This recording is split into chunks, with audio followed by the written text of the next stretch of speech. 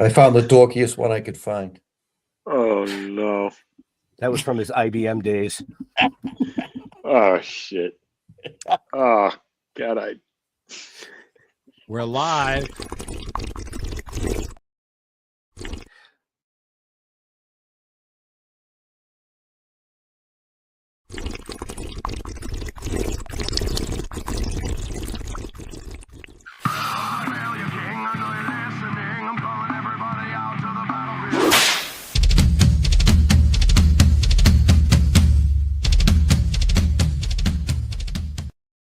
The Dorkening and all affiliated shows are not intended for anyone under the age of 18. The following may contain discussions or scenes that have adult situations, graphic violence, nudity, strong sexual content, and graphic language. This show is intended for mature audiences only. Viewer discretion is advised.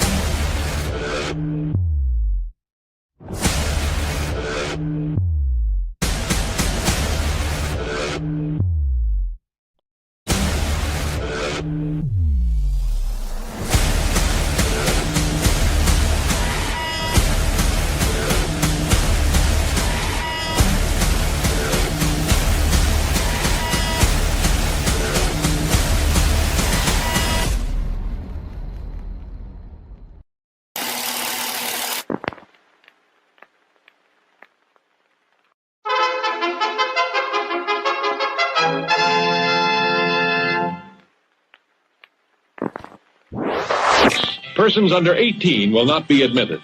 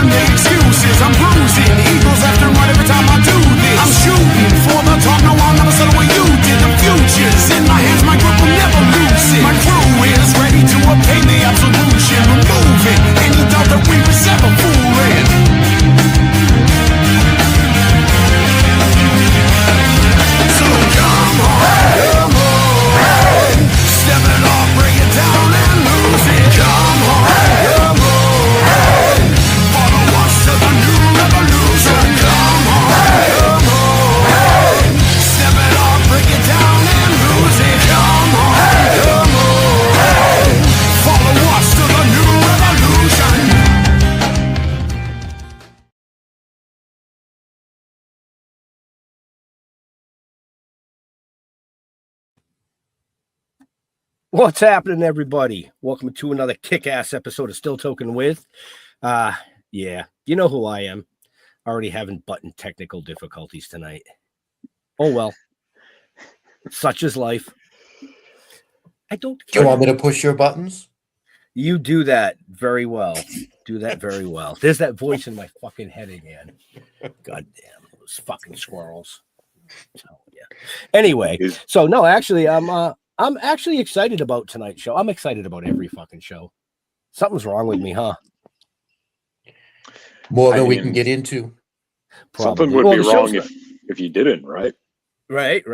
But no, our guest tonight, we met, I want to say, a year and a half 2018. ago. No, it was more than that. No, we didn't meet him that long ago. Yeah. Rewind the clock. That was my first. I want to say 2 years if we're rounding up. 2 years. I was it was never about good 2 at years that. ago. 2 years ago. And ladies, I believe he's single. So that sexy voice, Yes. makes those panties drop. Yeah, I'll wait till they see him in person, his face. I mean, Face for radio. They saw the show head up. Face for radio. But anyway, guys, No. you all know who I am. So as always with us, the man that brings the flash in himself, Mr. Jeffrey Mark. And the face matches the voice. Wait till you see him. Happy to be with you. This will be a lot of fun. I always enjoy talking to voiceover actors because it's such a specialized area of our business, and we seem to get the best. And we have one of those with us today.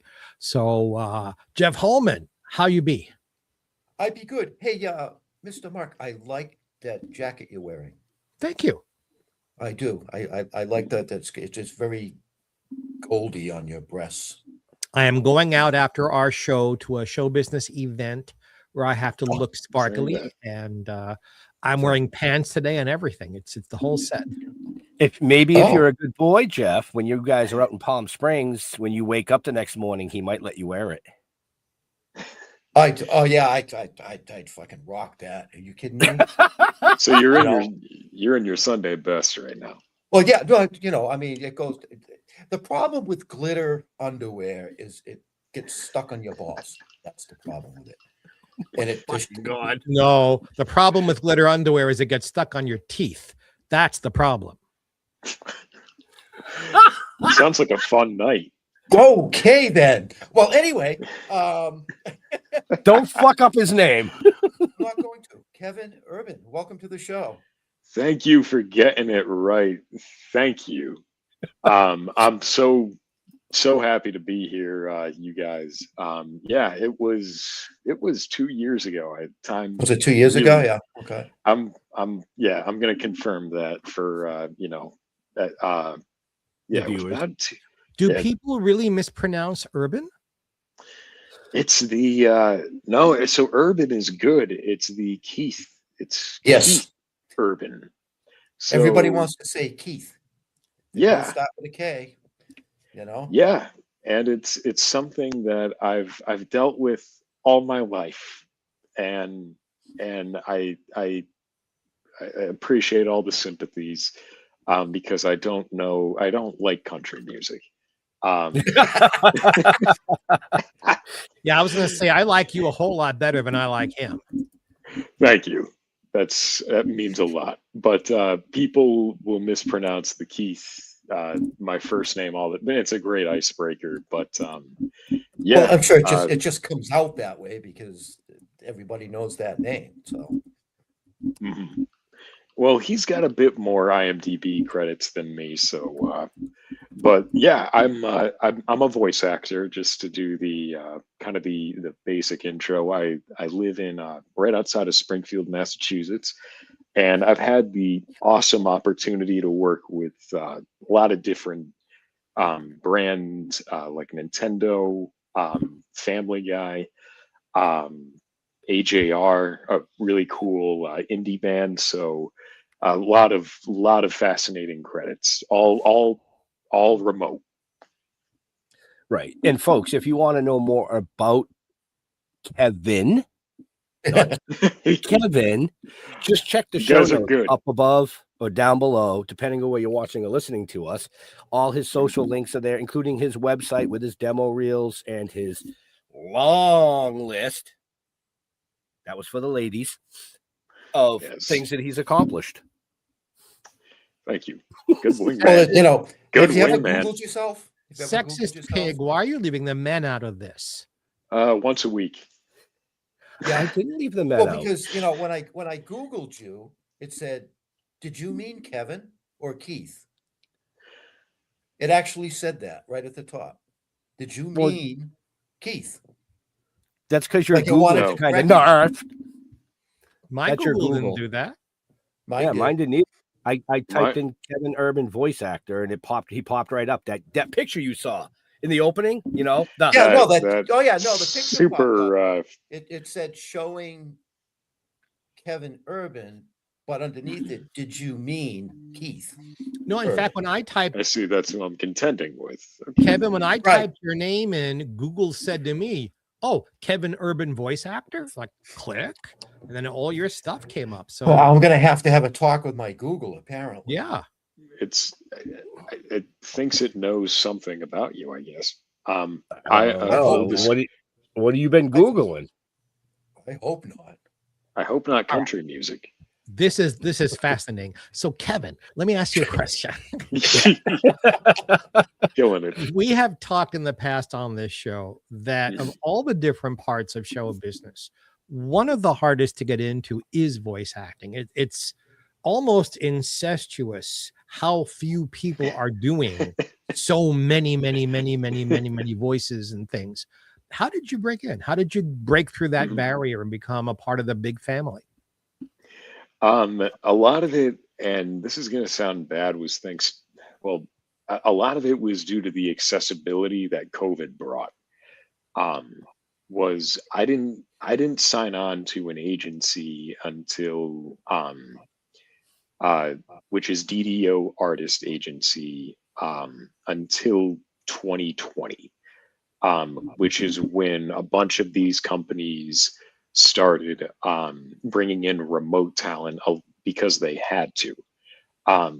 And a lot of my earlier work was kind of went against the grain in the sense that you're told in voiceover authenticity matters, but then the gigs where you get hired, you're kind of told to emulate a certain performance that came before. So I did a lot of impressions. I did a lot of sound-alike work. And my first gig through my agency was a sound-alike performance, which is the He-Man through Fox. They needed an impressionist and a lot of voice actors. So I think it's a combination of a lot of things.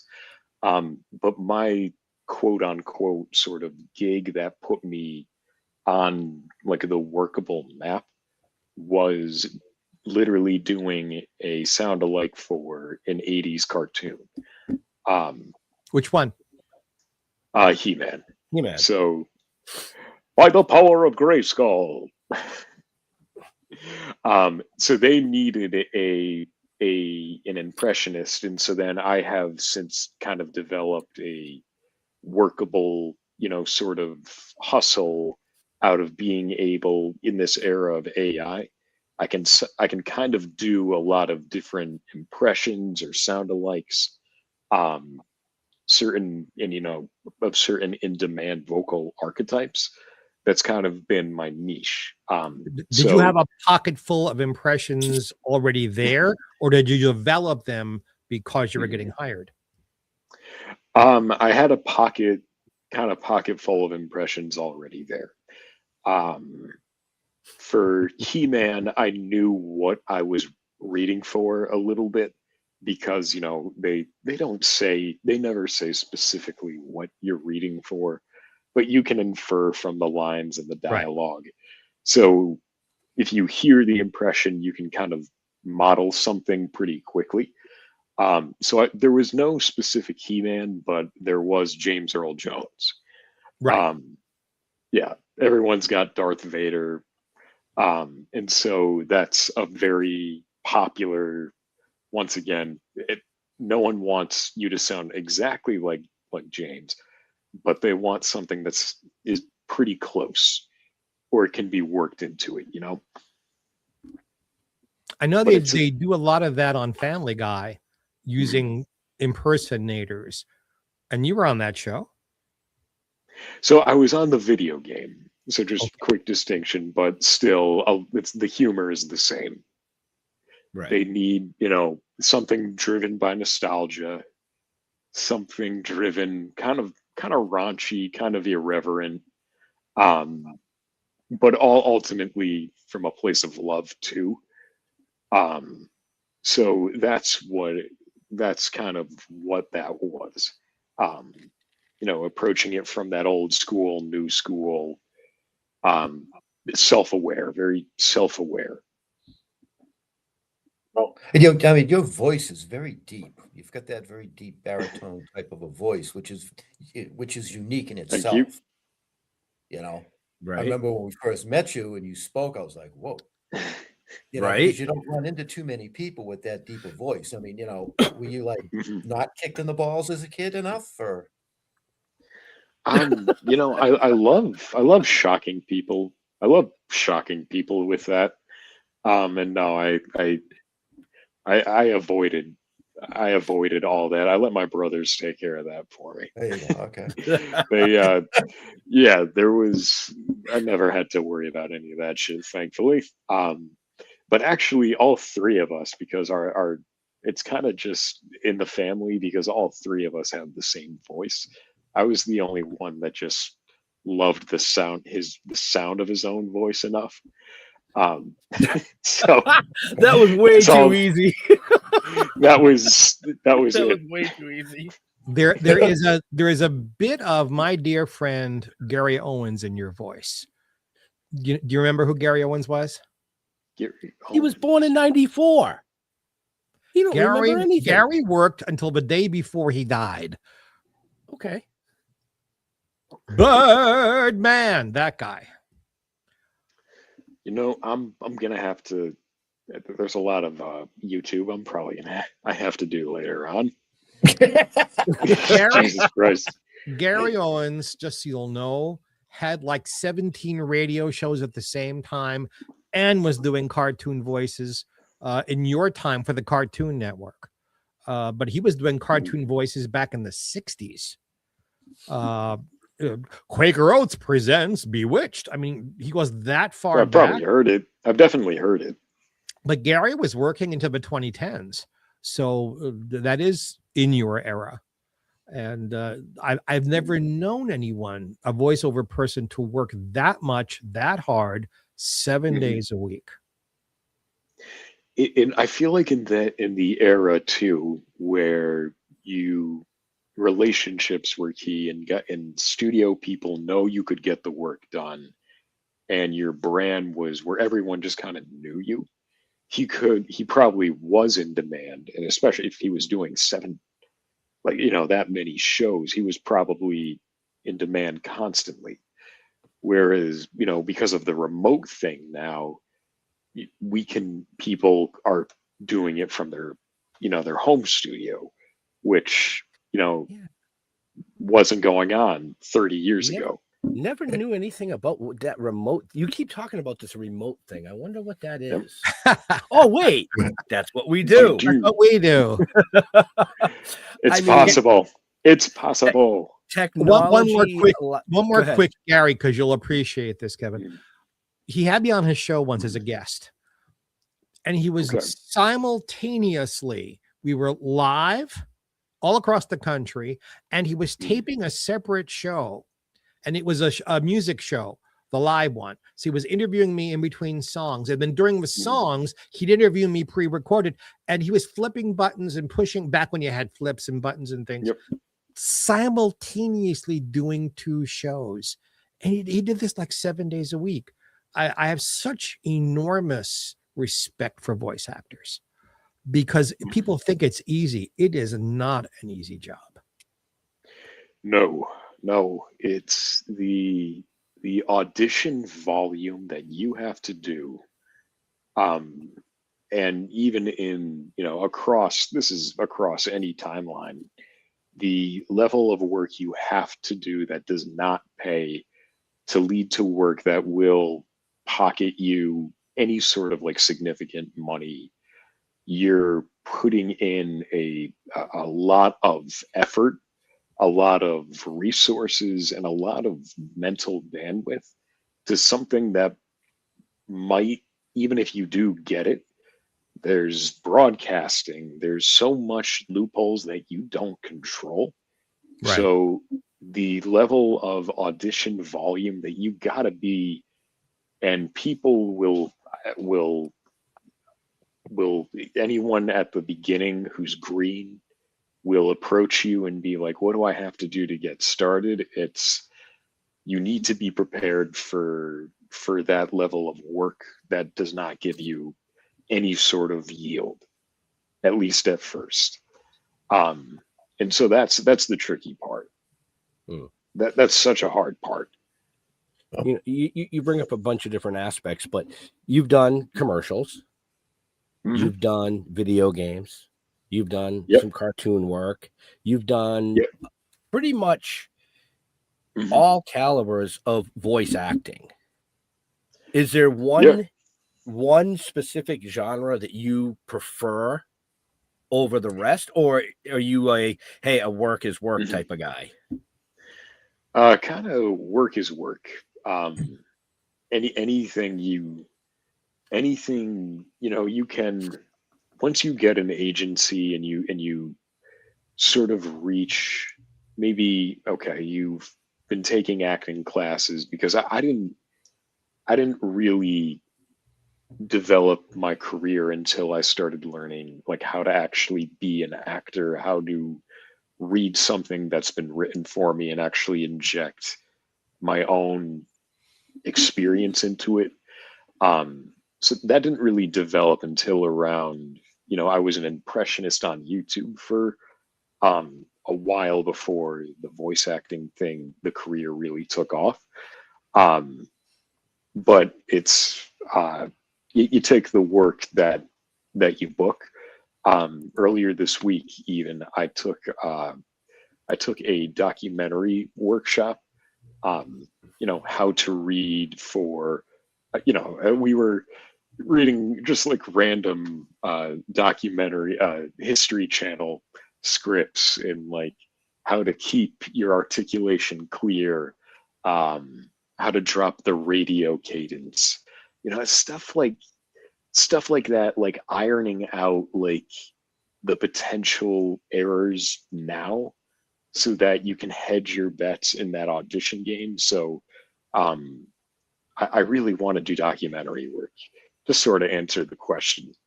No, that's where I was going with it. Mhm. I mean, with Yeah. that voice, I could see you being like the next Trojan man. I'm just saying. Yeah. Well, I mean, your voice reminds me of, I'm going to date myself here, because when I was a kid up in Yep. Maine, we used to listen to, the radio shows, Mhm. Fibber McGee and Molly, and, all of those different types of shows, because we had no television up there. It was just radio, Mhm. and I was loving it. I actually bought tapes of it because I just like to listen to it. You know what I mean? And is that something that you would ever like want to get into and just do half hour, your own episodes, just using your voice and Mhm. tell a story? So I had done that a little bit. There was I don't do a lot of horror work anymore. Early on in my career, one of the earliest like professional gigs I did was I did some audio short stories for a channel called Chilling Tales for Dark Nights, and it Okay. was a bunch of Edgar Allan Poe original short stories. And horror is great because it welcomes, and I think you guys can speak to this maybe a little bit. Horror welcomes creators from all. I Mhm. was very kind of. I like to think I had the voice, but I needed the experience. And this guy was like, "Hey, here's, you know, it was a low amount for the time, but here's some airtime, here's some experience. I want you to do all the voices plus narrate." So it gave me my earliest iTunes credit. Um, and it was just kind of experience, and it gave me kind of like an earlier niche as like a grizzly kind of voice that you could maybe hire for your YouTube channel for some small independent trailers. So did you guys ever watch growing up? It was called A Haunting. It was this really cheesy, dramatic show on the Discovery Channel. I don't It has, remember that. Keep in mind the age of the people you're speaking to. Growing up, for I'm any of trying. us, there was no Discovery Channel. Yeah. By the time you were born, I was. That's fair. Fuck. Okay. Long story short, I have seen the Yeah. previews for that show, because I watch a lot of Discovery Channel shit, Mhm. believe it or not. But I don't think I've ever So you've seen probably it. seen. So just the narrator has this sinister sounding voice, but it's so over the top and so dramatic. Like, I was like, okay, this is something I can kind of emulate. And people responded very well to some of these stories and these videos that I was doing for independent creators. So horror was surprisingly, because I don't like horror movies. They scare the shit out of me. Oh. Yeah. So all of a sudden I'm being called in to read these horrible sounding things.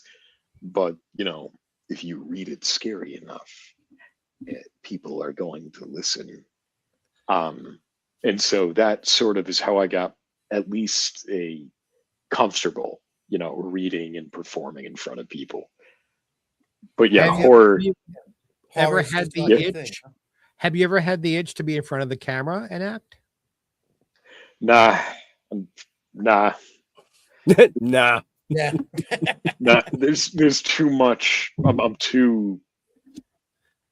I don't know. I'd be too aware of everything around me. I wouldn't be able to do the thing which is sound kind of larger than life.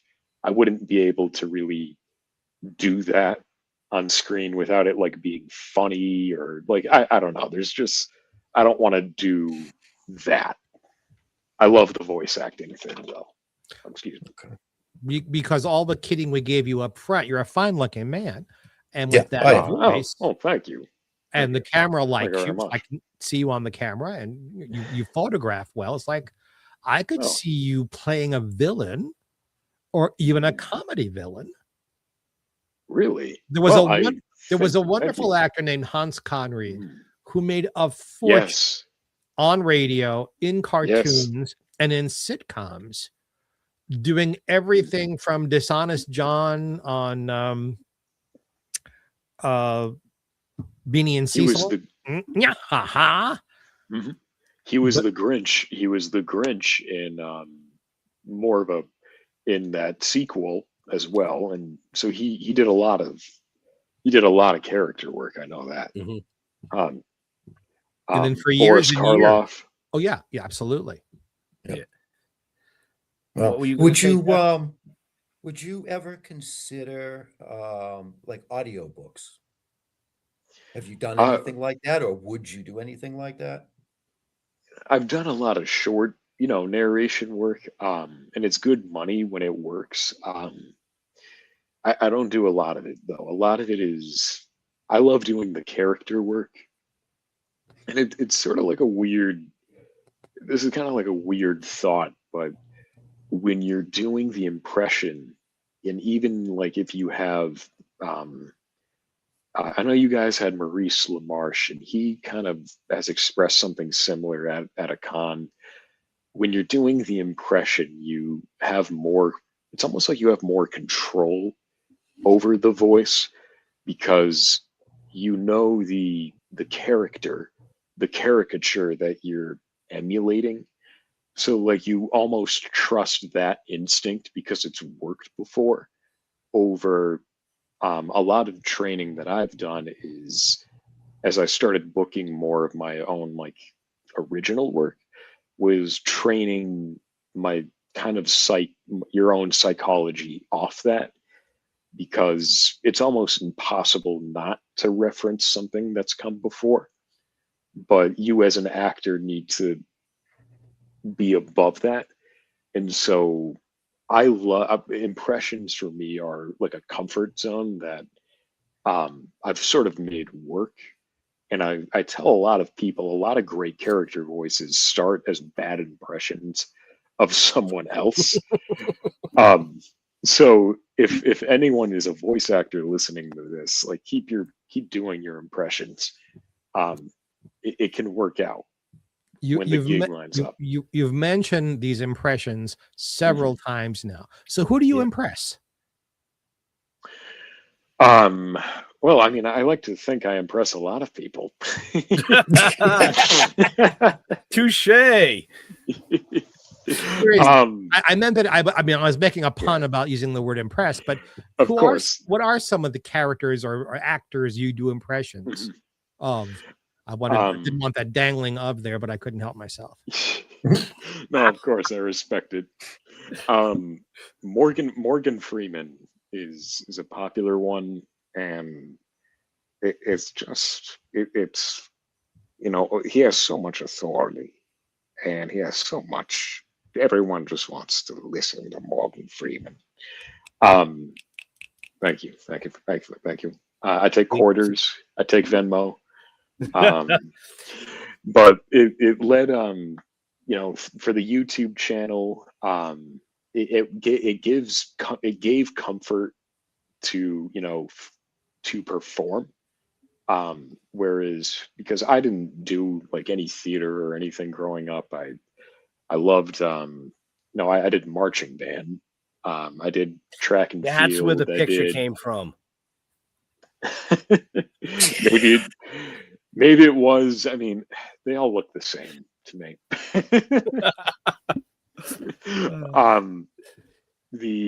But doing the impressions was sort of like doing like an acting, or it just gave you the public speaking, the performance confidence. Right. See, now, so you said, what'd you play in marching band? Trombone, low brass. So I was hoping he had a bone. I've got something, something to give, right? Yeah, I'm not going to say. Wasn't going there. No, I wasn't going there. Okay, so the trombone. Okay, interesting. Even in marching band, so even in that, it was, It wasn't the, the melody or anything. It was the lower end. It was the bass. Oh, okay. Now, right. Can you sing? Do you sing? You don't want to hear me sing. So that's a no? That is a no. That is a honest way of saying no. Because you got a good deep country voice. Oh yeah. You can slap him next time you see him. I'll let you. No, but I could see him convention. doing like I could see him doing like what the hell's the word? Forget it. Yep. Gone. It went. What I can hear is him doing audiobook versions of adult romantic novels. His Trojan man. His tongue moved in closer to her aspect and just describing what would be I mean, that voice is perfect for that. I can see him singing stuff like Shana Na would do, like Shana. Boom, boom, boom. Just doing that one repetitive or different. That would be kind of cool. I couldn't remember. He doesn't have any idea who Shana Na is, I don't think. No, but the style of what I'm talking. I can't remember it right now. Like my brain is just Shana Na did in the 70s and 80s retro 50s not bebop music, but like Shana Na Na, get a job. And that's what he's hearing. You doing the get a job. Yeah. Yes, exactly. Those old school baritone. Those right. old Well, you're school. almost a bass, really. Yes, Nikki Bowser, you're absolutely right. I'm trying to be. I think Nikki is falling in love with you. So how high can you get it? Your voice, that is. I can't really. I don't know. It depends on how enthusiastic the character needs to be, because I used to work at like a call center, and sometimes I would scare people because they would think they would think that they were talking to like a voice machine, and I'm like, well, I can either be honest or I can use this to my advantage. And so I like to think I can go pretty low. But when I'm when I've had a couple drinks, I can get into like a That's what it was. workable speaking range. It came back to my brain real quick, so I don't forget. Acapella style groups. Yes. So where they Okay. have different ranges to make Yep. the song. I could see you doing something like that. That's sorry, folks. It just came. I had to say it. There was a course. wonderful actor named Richard Crenna who got started on radio in the 40s as a boy. And he got cast on a show called Our Miss Brooks. Still, as a teenager, his voice had changed, but his natural speaking voice was deep like yours. But he played the character till almost 1960. And he had a way of pushing his voice up a whole octave up to sound youthful, but his voice was deep like yours. It's very rare. I mean, it's very hard to do that for anyone. Yeah. And be convincing. And be convincing is a key part, I think, of it. There's, and nowadays there's a lot of, we want you to sound authoritative. We want you to sound like you know what you're talking about, but we also need you to be approachable. We need you to, Sam Elliott is a very popular archetype. He sounds authoritative, but he can also elicit sympathy and authenticity when he needs to. Just be, you trust it, and that's kind of taking that's kind of you see it in movies, right? Like you see but Sam is a very talented actor who happens to have, like you have, the God-given deep voice of authority. That true, but he also has drawn on a lot of his previous work and his own life experience. He tells a story of, we view him as the manly man, but he himself was not. He was not taught. He doesn't believe that about himself. I know. It was something that he sort of is bemused by a little bit, because in growing up in his life, more kind of Central America, a little Southern America, it was, you worked kind of in a trade. You didn't be an actor. You weren't an actor. You weren't a speaker. That was for the people out in California. And so it's just, I'm always fascinated by that disconnect between what ultimately a person is known for versus like what led them into that performance. It fascinates me. And it's wonderful, as the oldest person in the room, to hear a younger talent being able to intellectualize his work like this. No, I'm serious. I'm very. I'm the oldest person here. I've been in show business 52 years.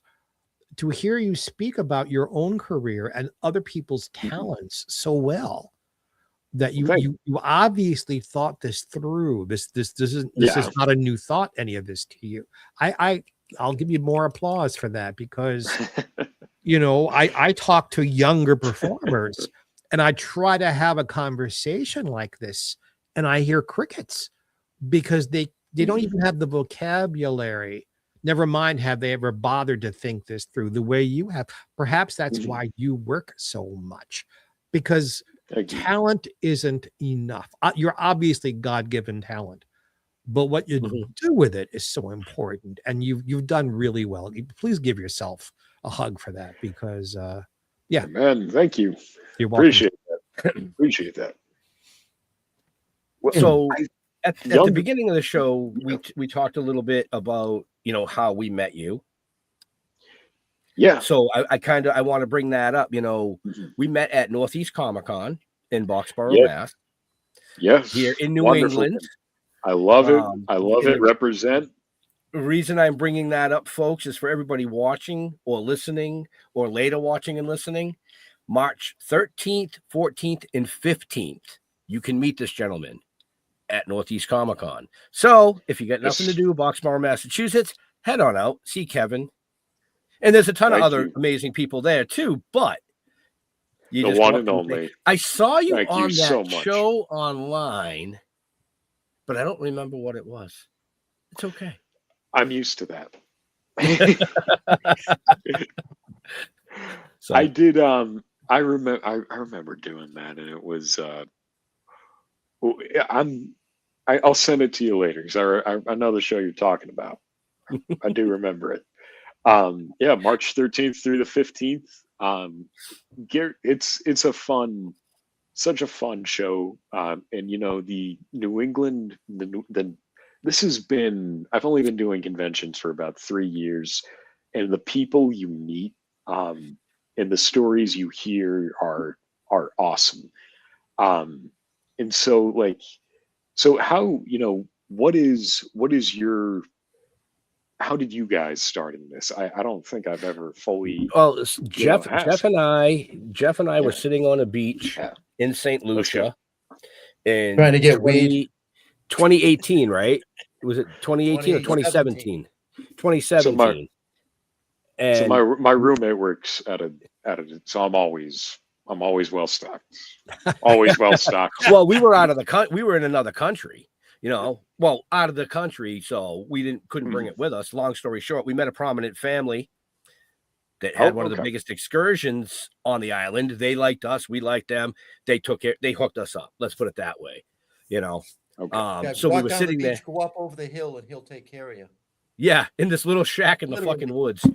But anyway, we were sitting there with our wives, having a few drinks, smoking some weed, and revisiting something that we had started back in the late 80s, which was a t-shirt business based on cannabis. But back then, we advertised in High Time magazine. I mean, we didn't have the internet. So long story short, fast forward, we decided to bring back our merch line. But to sell merch, you have to associate it with something. We both come from writing backgrounds, so started writing a novel. Somebody said it'd be a great comic book. We hired an artist. We pushed out the first comic book in 2018. Then we got into a 2.5-year trademark dispute with AMC and The Walking Dead, which even boosted us further. But that's what kicked us, was starting the comic book. Right. And we would go to Gary's show. Gary's show was one of the first shows that we did. Yeah, I remember sitting at a table. We had our premiere. We had one comic book that we could sell. That was it. I don't even think we had a banner. We had nothing. We had that table banner. Well, we had a table banner. But you know, as the years progressed, we pushed out the novel. We pushed out 5 comics from that novel. And the 6th comic from the second novel has just been released. So that's going on tour this year with us. Nice. The live acting series, which we did 2 episodes, which is on our YouTube, the animation, and then this show. And that's how we started, you know, and it just kind of catapulted us into, exactly. Start local. Because start local. Yeah. Unlike you, Kevin, we have to get our faces out there. Yes. You know what I mean? It's a crucial part. It is, you know. It is a crucial part. It's very, very crucial for what we're doing, you know what I mean? And you know, we did probably most of the conventions that are in New England. Oh yeah. For the first 2 years. For the first couple of years. Yeah. But to get outside of that is where things really start to happen. Yeah. Once we right after COVID left, the following year, we had like 20 shows booked for 2020 and COVID hit and they were all canceled. Yeah. And like Jeff said, the following year, we literally in the month of August, we're home I think we were home 4 days, but not consecutively. We went from Mass to New Hampshire to Vermont to Maine to Maryland to fucking Georgia to Virginia back to Connecticut. On the road. Yeah. Let's go. Yeah, we did Um, 6,000 miles of driving in Yeah. 6 or 8 weeks. Wow. Oh yeah, it was completely insane. But that's what you kind of have to do Mhm. to get yourself Yeah. out there even more. I mean, No. Jeff and I have to be out there because we're the main characters in all the writing. So it is us. Yeah. And even in the You animation, we need to voice be act there. our own characters. You need to be so you need to be there. Right. Mhm. You're present, yeah, for what you're marketing and telling the Yeah. story of. The networking and the marketing. Yeah. I mean, you see us at conventions. I must walk Yep. by you 1,000 times. 4,000 times. And Yeah, it's no, not you because got you're near the bathroom. no, it's your well, it depends on the year. But no, it's a hustle. It's a hustle, and you Right. got to make sure you're not just networking with the people that you're talking with the people who move the needle. And Well, that's the business of show business. Right, Right. right. We You know, everybody right. So- everybody becomes a brand. Right. And you I think- either someone brands you or you have to brand yourself. Kevin, you would do Yeah. good in Vermont, I think. At the, I was just going to say I think he would fantasy do very sci-fi. good. The Yeah. Sci-Fi Fantasy Horror Expo in Vermont. I think he would do very well there. Yep. I will actually We'll drop have to your think. name. I've been dropping names for next year because they're already booked for this year. But I'll drop your name to the Let's promoter go. because we actually know him. I think I've looked. I mean, I don't know anyone there, but I know of the show. So hell yeah. I mean, Vermont sounds great. But you said so beyond New England, though. So like I know there's the big hitters, obviously, like New York Comic Con. That's obviously not. No, We've well, never- we the don't- we don't problem do them. is we don't do the big show. We did Vermont, Rhode Island. Rhode twice. Island twice. Now Okay. that's one of the big. Right, but you don't sell shit. People Hmm. don't go to Interesting. Rhode Island Comic Con to go around to the vendors and artists. They go to see the 100 celebrities. Yes. And And that's believe it where or not, that's where they Okay, spend their okay. money. when you have 100 celebrities Interesting. at a convention, 70% of those celebrities are not selling anything. We've seen it. Interesting. We've walked around to some decent name celebrities. That's how we got them on the show. They were sitting there, Right. no lines. Interesting. But then you go to And then they're happy to Ralph talk. Okay. Macchios and that caliber of celebrity, they're freaking lines out the door. Yeah. So the smaller shows that have We do better at the smaller ones. yeah, Always. five to 10, maybe 15 celebrities. Those are the shows Mhm. where you get that networking, you get that interaction, you get the income. Yes. And You know what I'm that's saying? also an important part of it. Money. That's why you're in you do it, but Right. so the more like not even mid, but like where the real estate is distributed. Right. Mhm.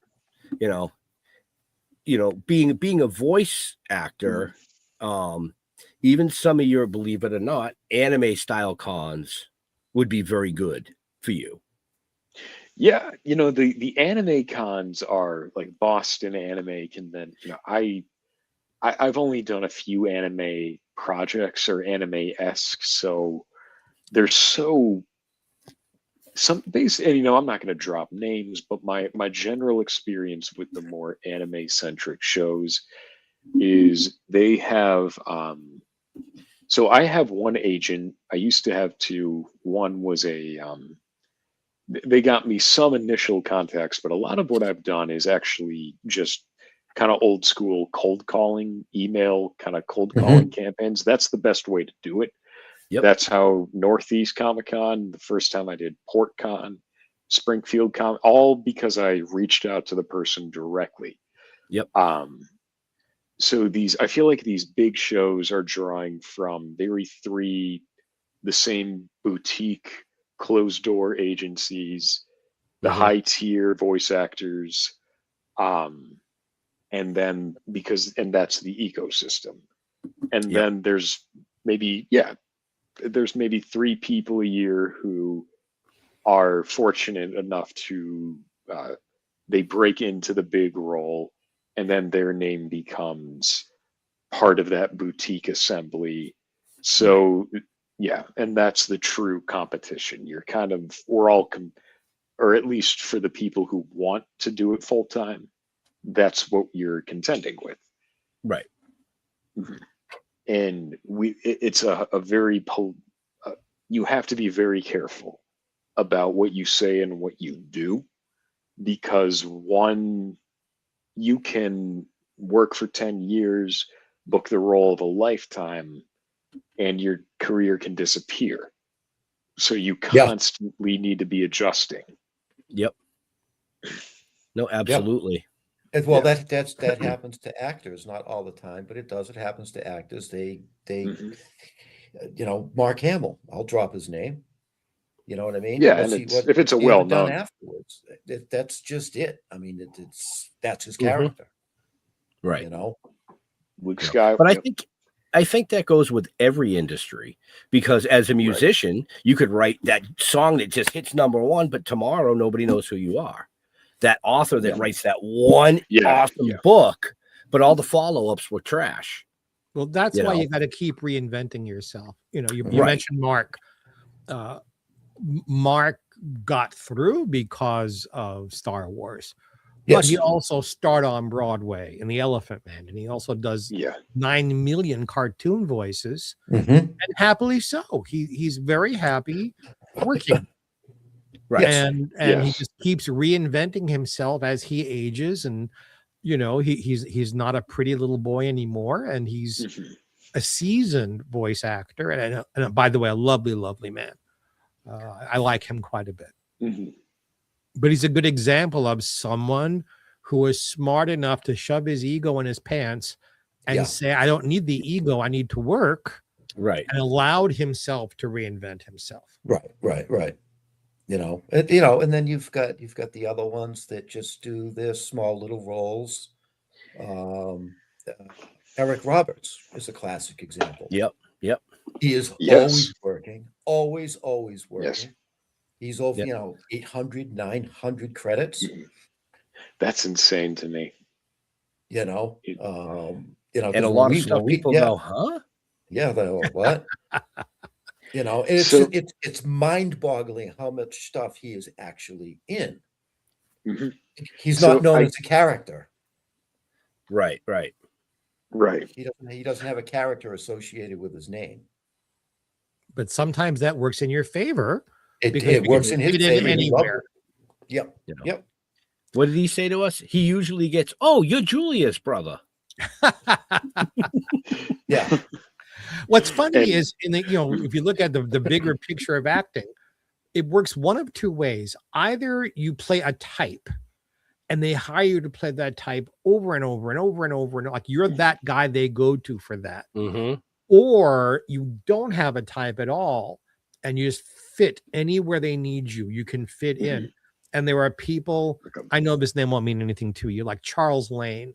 Charles Lane must have been in 300 or 400. I'm going to get one of these. I've gotten Hans. All right. My friend Barry Livingston, who broke through with Ozzy and Harriet and My Three Sons. Barry is in his 60s. Barry's actually 70.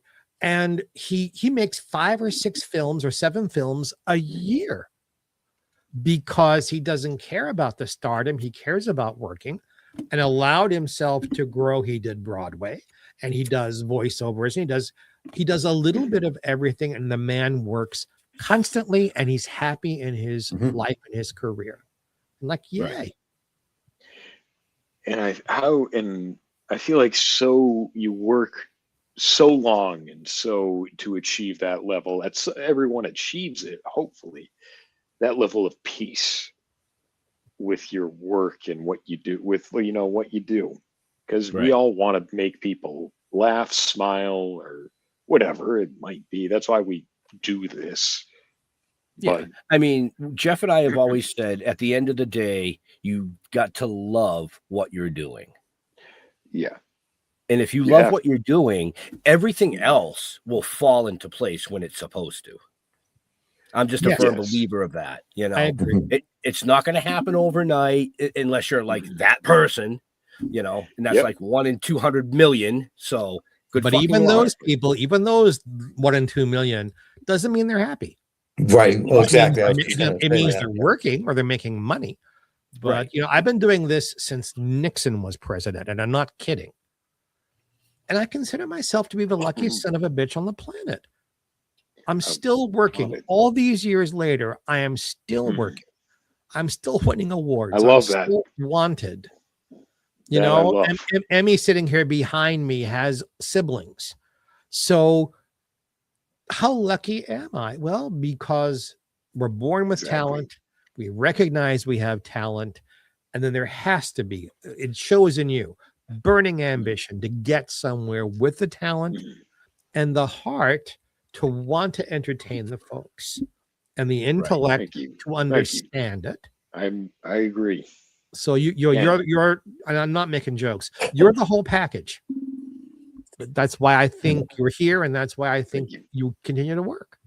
Thank you. Right. You know, I look at things. You know, if not going with God forbid, but if I wasn't here tomorrow, I left something behind, something that people can remember. Oh yeah. You know what I mean? And to me, that's what it's all about.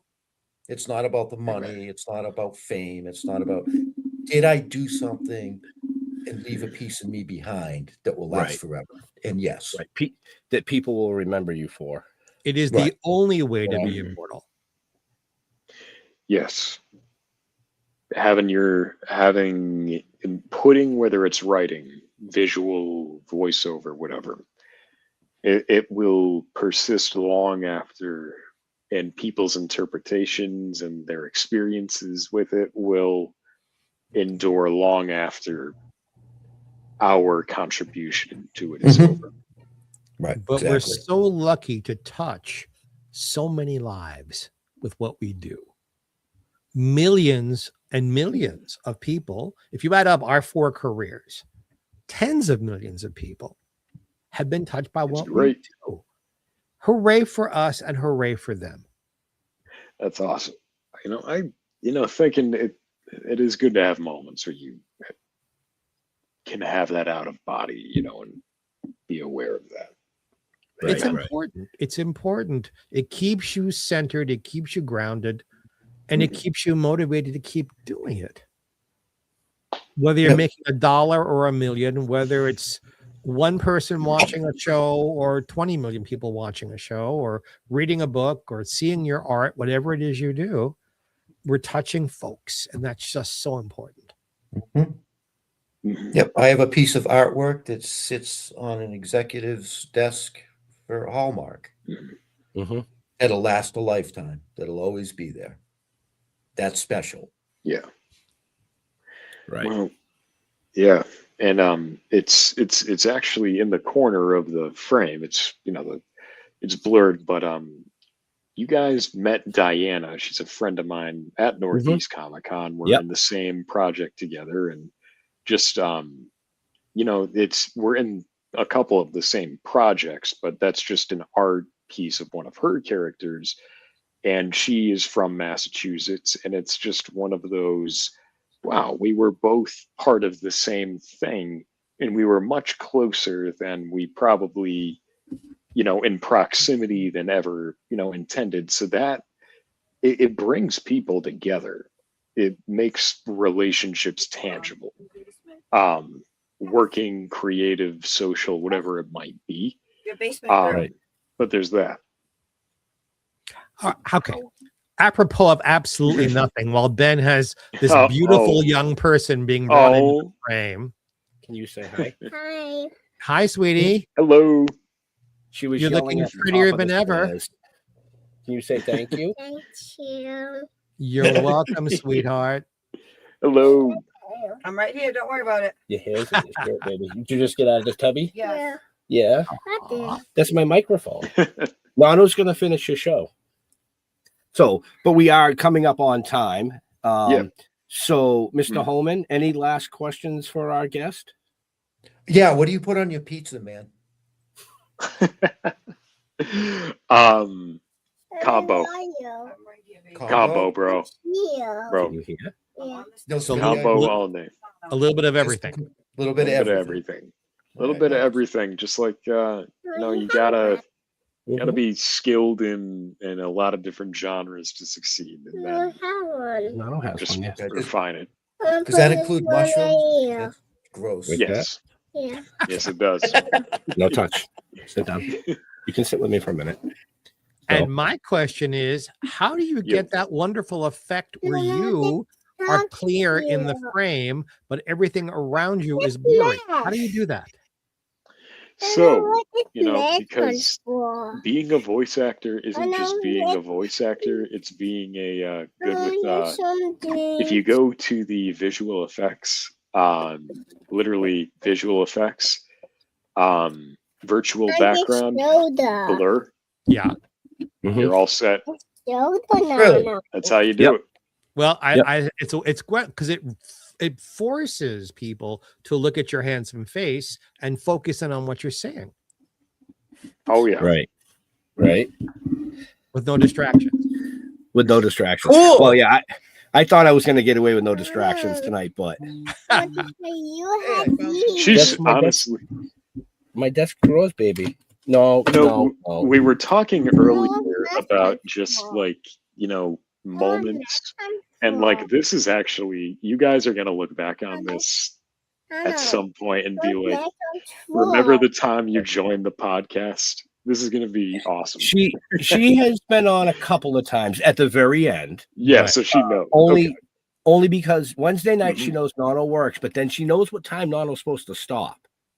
At 3 years old, she knows what time I'm supposed to be upstairs. This will be great So blackmail instinct. material when she Stand hits there and- puberty. Scream at me. So, When she hits wanna- puberty, this will be you wanna great say bye, blackmail everybody? material to make her behave. say bye, everybody. Bye, sweetie pie. Good to see Bye. you, honey. We love you. He said, "We love you." Say, can you say Thanks Mucho? for the blur, Kevin. I'm loving it. thank you? Where are you, babe? You want to take her? I'll see. It works for you too, Jeff. I like it. Yeah. I'll be up in a minute. Yeah, so it I'd gives rather be you, blurry than gone. the only problem is like if you move your hand, it blurs, like, so like now I look like a ghost, or Yeah, and even your microphone kind of comes and goes in blurriness. oh But shit. no, it's a great And, effect. and all those people out there are like, "Oh my god, the acid flashbacks." That's the whole. Well, Yeah, no, I, it's pretty, ate one mushroom too many, and here we are. Right? There you go, Kevin. Play a talking mushroom. Kevin, before we leave, Nice. is there a project coming up you'd like the folks out there to know about? there is, but I'm not allowed to talk about it, which is like the The greatest. good old NDA. All right. Can you tell us what Fucking- the genre is without telling us anything else? yeah, voice acting. Really, Jeff? It did- How many brain cells did it come up with for you to give me that answer?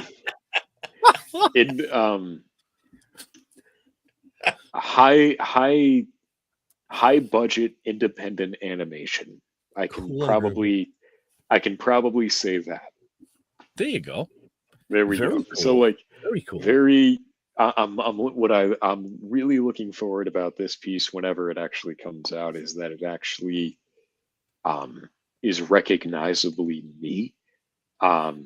So like we're all talking about breaking, going beyond your comfort zone. So this is going to be me. And it just kind of pushed me to kind of vocal extremes I'm not used to doing. I'm used to sounding kind of like in control, or the gravitas.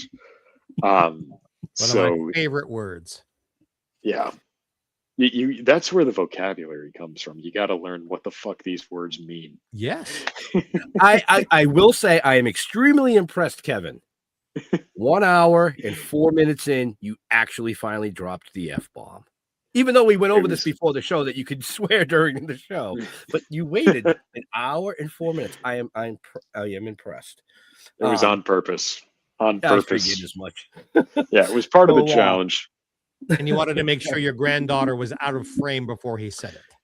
Oh, don't even go there. All right, so But I know we you all guys. I that- know we you all guys know- have time. I know you guys have time, and yep, we all got all. You good. know, we all know that children's brains are like sponges, and we're always told, watch what you say around kids. Well, we were sitting in the living room the other night, Yep. and she very creative. So Play-Doh, Legos, blocks, the magnetic sand. She's always building something, and she put something together with her magnets, and it fell, and she went, "Son of a bitch!" Let's go. Everybody in the room just went, "What?" Okay, you can say that at home, but nowhere else. And as we turned, she was like, "Fuck." Just keep turning. Don't acknowledge. So, Don't reward it. Don't enable it. Don't justify it. right. So with that, folks, we are over time. So, Kevin, where do you like to interact with your fans and friends on social medias? You can find and connect with me on KUrbsVO. That's KURBZVO. I do a lot of meme voiceover entertainment, all in funny impressions, anime characters. Yeah, so you can find me on Instagram, YouTube, all the social medias. And folks, again, just check the show notes up above or down below, depending on where you're watching or listening to us, because it's all right there for you. Mr. Jeffrey Mark. Yes, sir.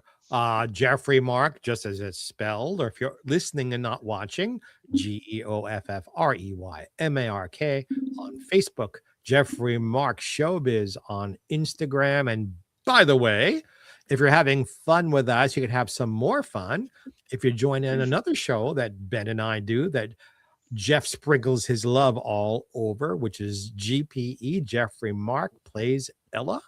And those come out every Sunday in time for brunch, where we play Ella Fitzgerald's music, and I tell you insider stories about the songs, the recordings, and Miss Ella Fitzgerald. So join us for that. And Mr. Holman, how about you? Yeah, I keep it simple. Go to stilltoken.com or Token with the Dead on Facebook. You can Google Jeff. Good luck finding me. Because it's going to say, did you mean Jeffrey? Jeffrey. You never know. Never know. I question everything. So, Amen. so like Jeff said, stilltoking.com, Still Toking Productions YouTube, Toking with the Dead Facebook. One more thing I want to throw out there. We will be in Connecticut this coming weekend at the Expo Canna. I'm actually sporting their shirts. The Expo. Saturday, Sunday. I didn't know a pot go. leaf could stretch that far. You didn't know what? I said It's I a didn't know a pot versatile leaf could plant. stretch that far. Oh, well, yeah, these are great shirts because they're very stretchy. So after I eat, it's not tight. You should see it. You should see it on the underwear how far it stretches. You know, well, there's no stretch in there anymore. Oh shit! Oh, damn. Wow. But okay. yeah, Are we going to hell? yes, Probably. yes. We're driving the train. You just got on. You know, we didn't tell you that before the show. We waited till the end. Yeah. So come to Expo Canada this weekend. You can get. We're debuting the brand new comic, issue number 6. We will have that with us. There it is. Love it. So yeah, we will definitely make sure you check out Kevin at Northeast Comic Con, March 13th, 14th, and 15th. You know, go out, say hi, tell him you saw him on the show. I don't know. Maybe he'll say good. Yeah. And if you're ever out on the West Coast, Mr. Mark would love to have you take him out to dinner. No, Mr. Mark will pay for dinner if he joins me. I'd be very happy to do that. And I will be at the Hollywood Museum on the 19th, celebrating Black History Month. So if you live Yeah, on the good. West Coast, you can come find me there. So with all that, folks, in all seriousness, we want to say thank you to our veterans and first responders for doing what they do so people like us can come up here and do what we do. Absolutely. Stay safe. We'll see you next week. Kevin, hang tight till we close up the show, please. And yeah, we'll see you next week.